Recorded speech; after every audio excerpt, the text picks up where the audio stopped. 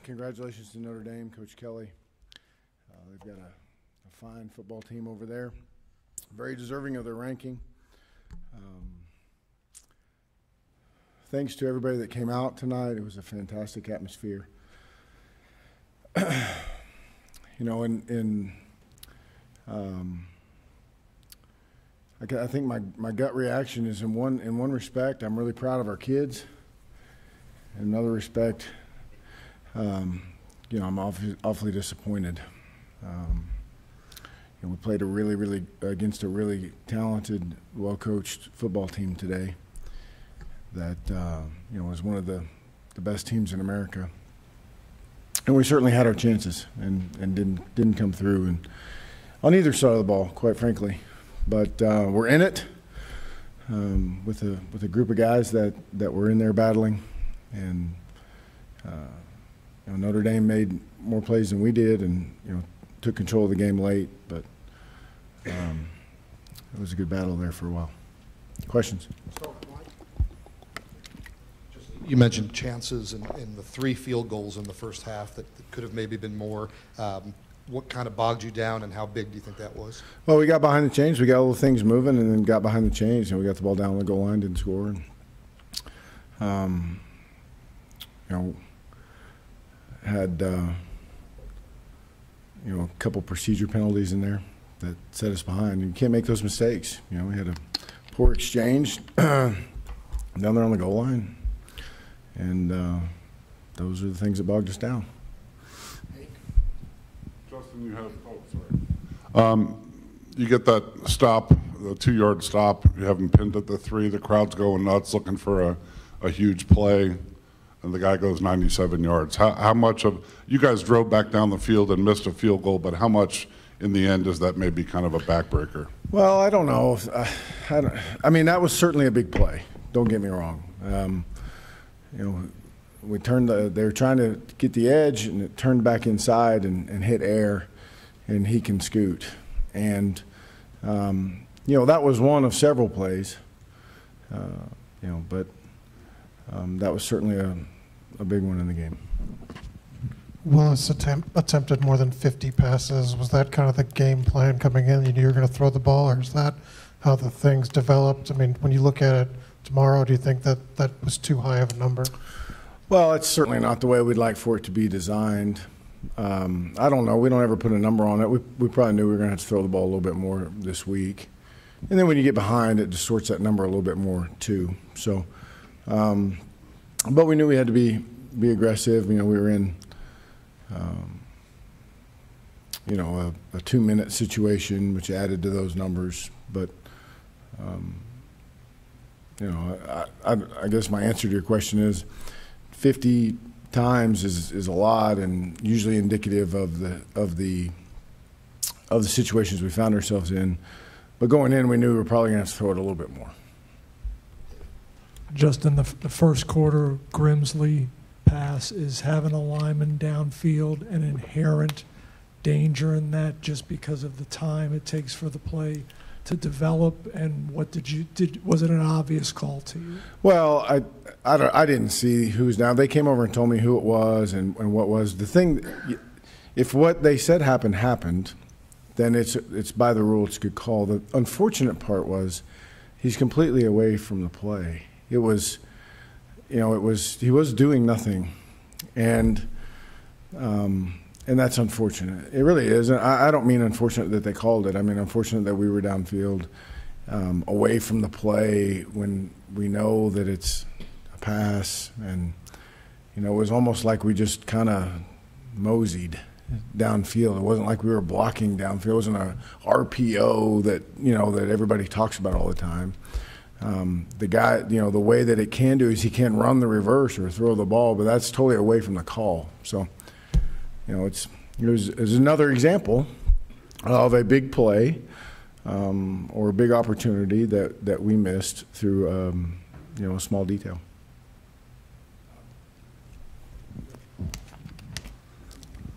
Coach, you mentioned the bad exchange there when you guys were on the half-yard line, got pushed back to the 5. 2 things. How frustrating is it that Steven comes up just a half yard short on that long run, and then you can't push it in from 1/2 yard out? Very. I mean, we over-rotated at quarterback. It was actually a pass and ran into the tailback. I mean, it's hard to beat the number, whatever they are, team in the country, if you run the ball down to the 1 yard line. And you can't be just happy with getting it to the 1 yard line. It doesn't win games. Willis had the fumble that they returned for the touchdown, came back, got a scoring drive right after that, and maybe some operational issues throughout the night. How do you feel like he played his second start? Well, the fumble was not good. I felt like he was just doing too much. You know, like try to calm him down. Like, Ryan, you're not to put a cape on your back and make 6 guys miss and throw a post all the way across the field for us to have a chance to win this game. Calm down. You know, if you get in trouble, throw the ball away. We'll play the next play. I was proud of him how he responded. You know, with that next drive, kind of collecting himself and going out there and competing. But, you know,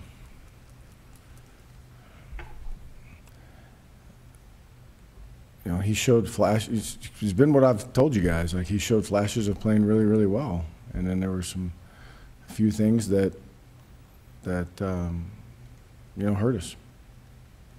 Understanding it was a losing effort, but Damon Hazelton, 5th touchdown in 5 games, had some of the plays he's made for you. What have you seen in his emergence? He continues to improve. He needs to continue to work and practice to hone his craft. I think he's got some talent, and they have a little chemistry. I think Ryan and him getting him the ball, and he's been able to. We didn't get nearly as much press coverage as we thought going into the game. I think part of that's because of him and Eric having some success in those situations. Last 2 questions. Justin, they're obviously a very talented team, but with Diablo out tonight, are defensive numbers starting to get to you guys a little bit? Well, it certainly didn't help. We just, we pulled up in practice and couldn't go. So we played a bunch of people today. We ran some guys in and out and getting some young guys some work. So, but those guys are getting work and getting better. To me, that's the mark. Is will we continue to improve? Can we stay healthy enough to see the improvement? That's the other thing.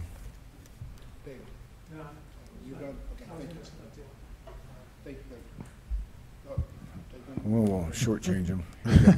You guys now have a pretty healthy losing streak against ranked teams at Lane Stadium. Do those things have a habit of taking a mind of its own? Does that get in players' heads when you hear that?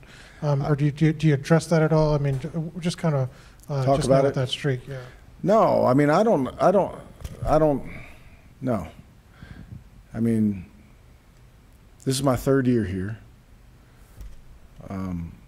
You guys know what ranked teams we've lost to here at Lane Stadium?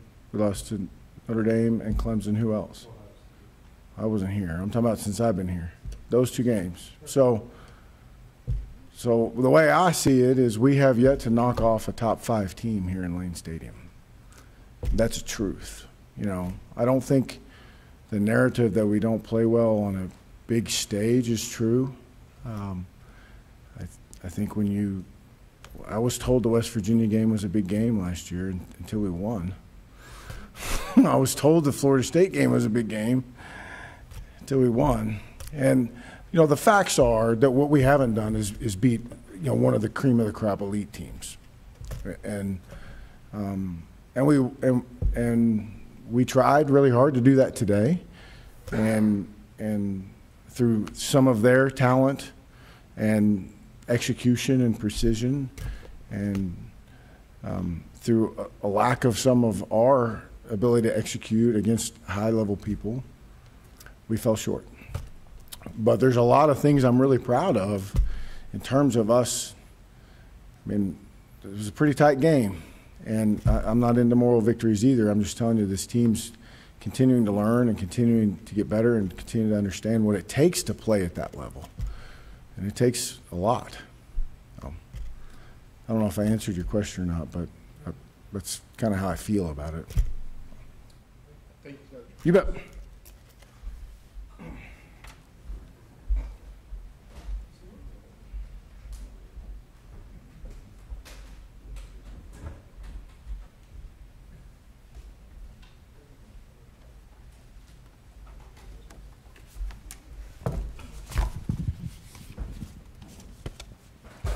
Go ahead. Bud, with Diablo out tonight, how much are defensive numbers kind of really pushing you guys to the limit, especially against a team with that much ability? What's the question? Numbers? What do you, as far as personnel and all that? How many guys that you're having to work in that don't have a ton of experience? Yeah, well, quite a few when it's all said and done. But you know, that was kind of a game call decision right there. And Divine kind of tweaked his hamstring Wednesday's practice. I thought Tyree Rogers, though, stepped up and did a nice job. I know he got they hit a long play on him early, but I thought he settled down and played well after that, made some plays at least. I'll have to go back and look at the film tomorrow, obviously. But, you know, we're thin at corner. You know, 3, Caleb Farley tweaked his ankle, rolled his ankle early, and we kind of held him out, and he played in the second half. I don't know how well he played in the second half, but you know, he played some. And but you know, bottom line, you know, Coach kind of hit it. We came out. They made some plays early. The quarterback made some plays. We settled down. I thought there was a stretch that we played really well on defense, and then really in the second half. You know, they blocked the one play that popped. It was disappointing. We had a couple guys that were a little late on their reads on the backside. They blocked the play up pretty good. We had a couple guys jump outside, which we didn't like, but that play shouldn't have been a 92-yard play. But there's going to come a time where a team will block it up or execute, and but then after that, we kind of self-destructed a little bit. The one touchdown pass, we were playing a 2-deep coverage, and we should have had a deep half safety. You know, we have a Mike that's matching number 2, and we've got a safety matching number 2 when he should be a deep half. Those type of things, which are, you know, really frustrating from our part. But that's also what we're dealing with young guys. And, you know, you'd like to say you rep those things in practice, and we should be able to go do them in the game. But, you know, when the light's on and there's a bunch of people in there, how we respond, we've got to be a little better in some of those situations. That's the bottom line. I thought we played solid football early. In the second half, we didn't execute like we needed to, and they did, and that was the difference in the football game. In that first half, it seemed like they were only short passes there for them. They weren't able to run the ball. Did they adjust something in the second half that opened up for them? No, not really. You know, they popped that one run play. You take that one run play out of the game, you know, we really controlled the run game. Like I said, they were doing a lot of crossing and mesh routes. They weren't a big vertical team. Now, they did on a couple throws on early downs. But on their third down, they were really running more crossing and dig routes. And we were really playing a coverage that we wanted to take away the deeper throws and make them throw it underneath. And again, the one play that they created there at the end was, or in the second touchdown after the run, was a busted coverage. You know, we should have been a deep half, and the guy, you know, chased the dig when we had a linebacker on there. So, but that was kind of our plan going into it a little bit. Is that was kind of they weren't a big throw it down the field team. They were efficient, making good throws and having yards after the catch going into this game, and we were able to kind of control that early, and then. They executed a couple plays. I'm going to go back, and I know should have been setting on some areas, some zones where they hit us and kept some drives alive, which is, you know, disappointing. But that's part of it. It goes back to, obviously, they made the plays and we didn't execute, and that was a disappointing thing. Bud, you were pretty high on Ian Book before the game. Your impressions of him afterward? Competitor, you know, a competitor, and you know, they've got a really talented football team around him. They're big and physical up front, but, you know, he was a guy that really played well early. I thought we were able to get some pressure on him then a little bit and rattled him a little bit. You know, Reggie made a nice play on the interception, and you know, we had some opportunities all the way around, offensively, defensively, and special teams, and you know, and we gave ourselves a chance. We just didn't capitalize on some things, and you know, which was obviously disappointing as a football team. But you know, I thought he was a good football player, you know, and he's got a great future, and you know, I thought really at the end of the day, probably who made the difference was number 2, and he made a difference in their game against Stanford, and he made a difference in the game today with, you know, with that big run. That got him going. You kind of covered the 97-yard run and then I guess the 40-yard touchdown where Farley kind of pinched up on the book, looked like he was losing on a scramble, and the guy got behind him a little bit. At that point, you guys get back down by 15. If you don't mind kind of describing what happened specifically on that play where Farley pinched Well, up, we were in a Tampa 2 coverage. He should have been a flat defender. You know, we had safety help over the top. The safety chased a guy that was running a dig instead of being over the top. Now, Caleb could have sunk off. You know, he's a pass player first. We'd have a linebacker that should be the secondary contain guy. And those are just things like that right now, you know, you pull your hair out. But those are plays that sometimes until those guys see it, you know, they got to learn how to play it right, you know. And to me, that's disappointing, you know. And to the point of pulling your hair out where you talked about, are you finding it a little more difficult with such a young defense to get them to rally a little bit when they get down by 15? You notice at ODU. Yeah, that's probably a fair statement. Where you saw a group a couple years ago, we were down by 15 and we kept fighting our tail off and came back and win, like this team, you know, 2 years ago, or Arkansas, you know, when you were down 24-0, and we just kept fighting and kept playing. It was our guys.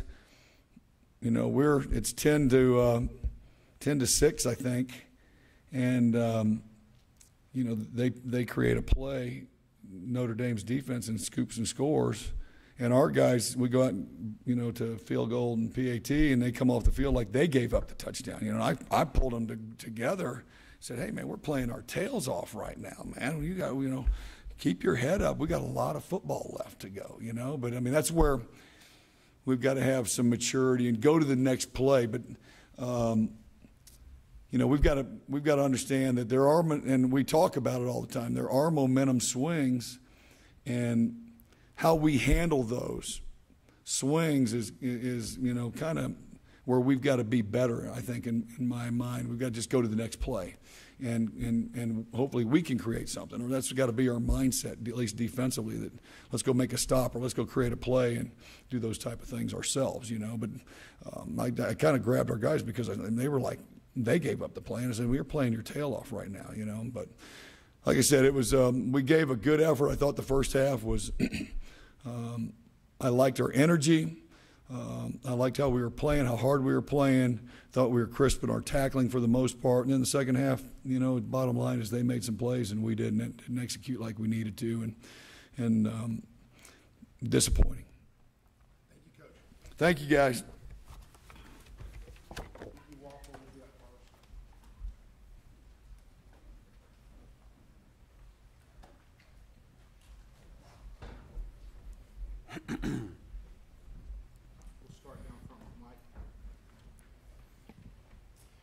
Ricky, in terms of how well you controlled their run game in the first half and then some of the things that broke apart in the second half, did something change, or why were they able to do so much in the second after you stifled them in the first?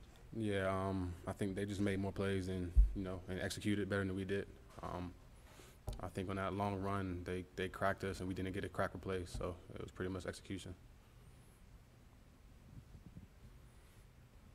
Did you hear Bud talking about sort of trying to motivate a younger defense, and how, I guess, when they made a big play defensively to strip Willis and scored on that, that he said a lot of guys on defense were acting, you know, all down, you know, as if they'd given up the points, and he said it's, you know, you guys are playing great, you know, it's not on you guys, it's on, you know, the other side. But do you find it hard to kind of motivate these guys when they get down? You know, with a lot of younger guys on defense, is it tough to sort of motivate when they get down by a couple touchdowns, or, you know, 2 or 3 touchdowns? It's tough to get them back a little bit.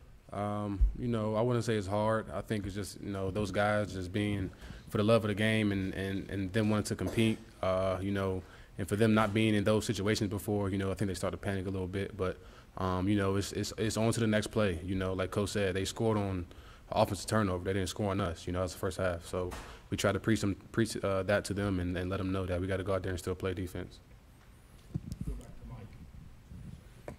Is it frustrating as a defensive guy when the offense got held to those 3 field goals in the first half, or is it just good to see points? What's kind of the thinking there?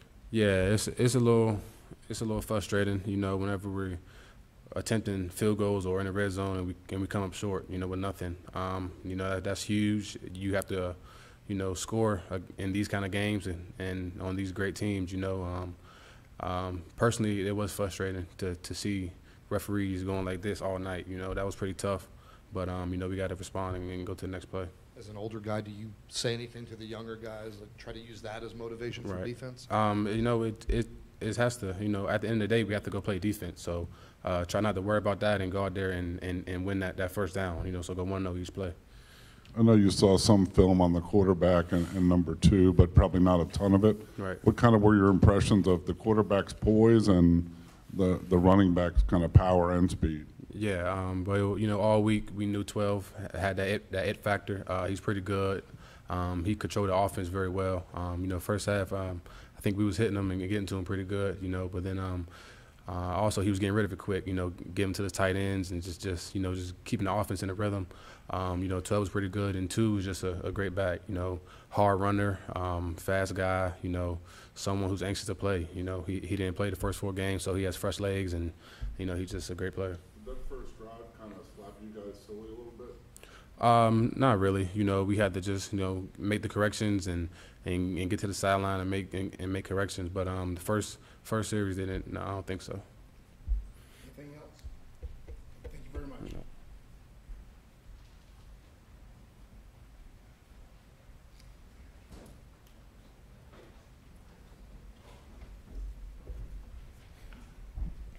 Raise your hands and get the microphone. We'll start with Mike. I don't know if you heard me ask Ricky, but to come up with the field goals in the first half when you had some opportunities, how deflating was that for your group? You know, it's pretty annoying for us. I mean, when we get down in the red zone, like Ricky said, you know, we expect to score every time. When we don't, it gets under our skin a little bit, and you know, drives us to hopefully do it next time. And you know, coming up short, not scoring on when we got down to the 1 yard line is pretty frustrating.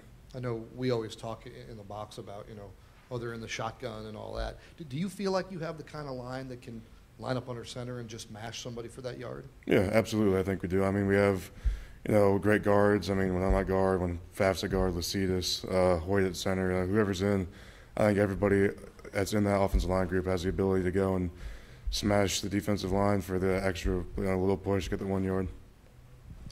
Kyle mentioning frustrating moments, that drive where you guys had a couple procedure penalties, an illegal man downfield negates the touchdown. How big was that early, just as sort of killed the momentum of a potential touchdown like that? Yeah, I think that touchdown that got called back kind of wrecked our mojo a little bit, and then after that I had a penalty, Hoyt had a penalty. It was kind of uncharacteristic, and you know, it kind of stalled that drive a little bit, and it frustrated us. There was a lot of miscommunication, it seemed like, with the offense. Coach called the timeout, was yelling at Ryan. Did you get a sense of what was kind of causing some of the issues? There was also a collision in the backfield. Why there was some miscommunication that you guys hadn't had in previous weeks? I'm not sure. I mean, that's Coach Fuente and Willis. That's those two. I mean, I don't have anything to say. I mean, I don't really know what was going on back there. So. Well, this may be too similar of a question, but Justin did say that there were times it felt like Ryan was trying to be a hero, you know, put a cape on and really be a hero. Did you sense that in the huddle at all, that, you know, hey, this guy's trying to do a little too much, or maybe he just needs to calm down a little bit? Or? Not really. I mean, I could tell he was pretty jacked up before the game, which is, I mean, it's a good thing, but it can also be a bad thing. And we were trying to just tell him to calm down, you know, just take a deep breath and just get ready to go. But you know, he played well, and he played well. So. Any other questions? Okay, thank you very much.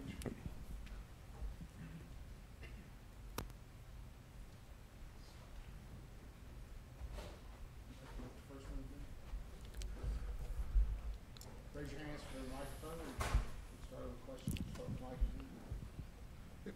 Reggie, what changed from the first half to the second? Because it seemed like you guys were in control and stifling them in that first half. I would say it was just those small things, us paying attention to our own assignments, just playing your own role. It got a little out of hand coming out the second half, just shooting ourselves in the foot. And it's a second week in a row with a pick for you. I know it's coming off a loss, but how well do you feel like you're playing personally right now? I mean, that really doesn't matter right now. It's just all about the team, and we just got to be able to push and win the whole game together. On that, the second touchdown in the third quarter, that 40-yard pass to Boykin, kind of, what was the breakdown there that allowed him to get kind of so wide open there in the secondary? Miscommunication. Quarterback started scrambling, and we didn't let the ball bring us up. So guy scrambled off and just got a tut. How tough is that for you personally after you pick off that pass and set the offense up at the 42 and 41-yard run, and you watch them fail from the 1-yard line on 3 straight plays and have to settle for a field goal? It's tough, but it happened, so we just got to move on. Go out there, try to make another play. Any other questions? Hey, thank you very much.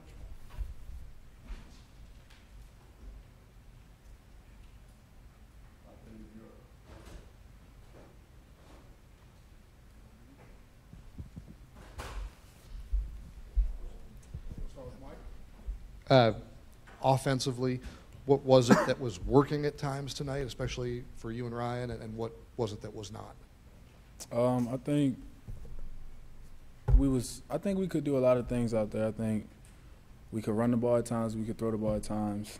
I think we just couldn't do it well enough times out there altogether in the game. So I know it's hard to answer these after a loss, but personally, the way you're playing, do you feel like you have some good chemistry right now with Ryan and the way you're executing? Yeah, I mean, I've always known we had good chemistry. We worked the scout team together, so it's not really nothing surprising to us. Raise your hands. We'll reach the microphones. Anyone else have questions for Mike? Go a little more into that experience you had on the scout team. Was it special, kind of what you guys were working on as you're both on scout team and thinking like, man, if we both get a chance, this can turn into something? Yeah, definitely. We went out there all last year. We competed on scout teams together because we both had to sit, and we always knew in the back of our head, like, if we got to play together, that we could do some great things. So every day we just went out there and had fun and kind of developed some chemistry. And Off the field, did you guys get close to, because you were going through a similar thing?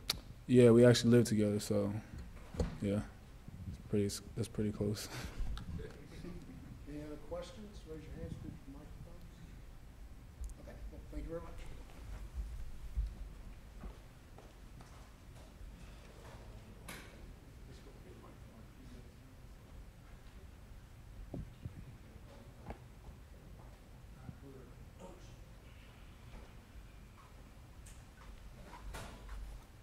Hi, guys. Ryan, can you just take us through kind of what bogged down for you guys offensively when you had to settle for the 3 field goals in the first half? You know, it stinks. I felt like we were moving the ball pretty well, and we just couldn't get in the box. And I'm not sure what happened. We'll see on film tomorrow. Start looking forward to North Carolina.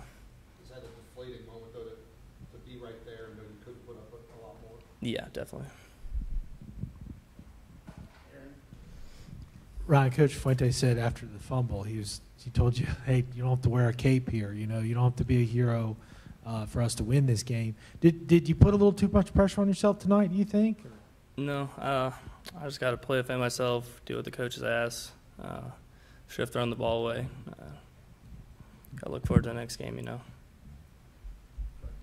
There seemed to be some miscommunication issues with, with you and Coach. You called a timeout one time. He was yelling at you. Was there anything kind of going on there? Just what was kind of causing some of that?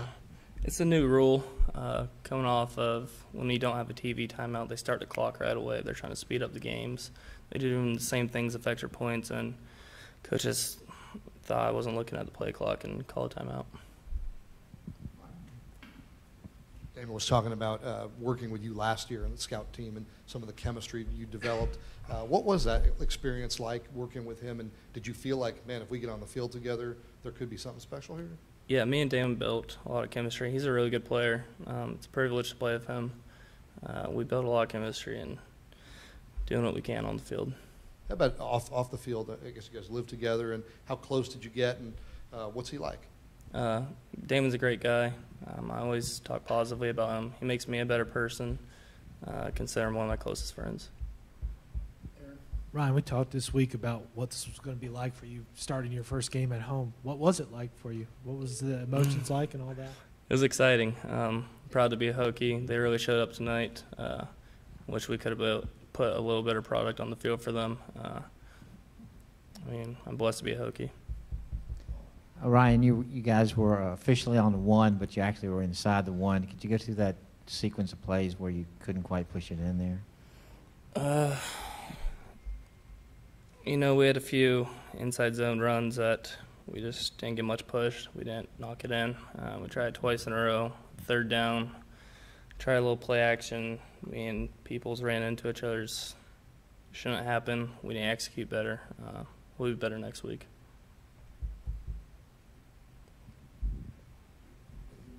Thank you. We good? All right. Thank you.